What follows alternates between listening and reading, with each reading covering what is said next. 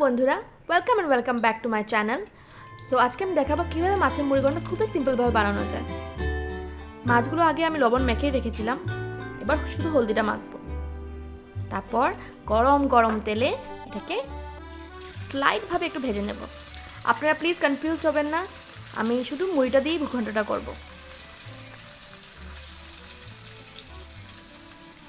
এই সাউন্ডটা আমার যেন কেন এত স্যাটিসফাইং লাগে।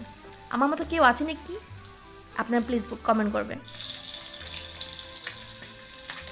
ভাজা হয়ে গেল, এই দুটো মুড়ি দিয়ে ঘন্টটা শুধু হবে। এই গুঁড়ো মশলাটাকে একটু ভিজিয়ে রাখবো।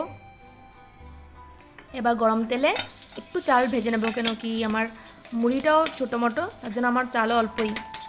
আপনারা পরিমাণ মতো নিয়ে নেবে চালটা।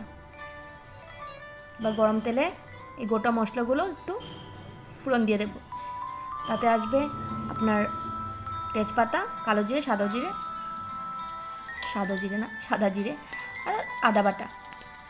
তারপর একটু নেড়ে চেড়ে এটাকে আমি তার উপরে একটু গুঁড়ো মশলা ভেজানো ছিল সেটা দিয়ে দেবো।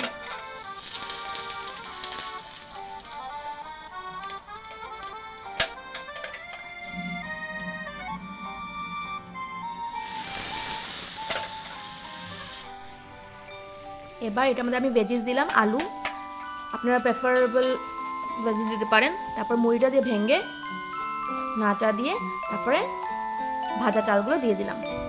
একটু নাড়া দেওয়ার পর জল দিয়ে পরিমাণ মতো জল দিয়ে ঢেকে দেবেন।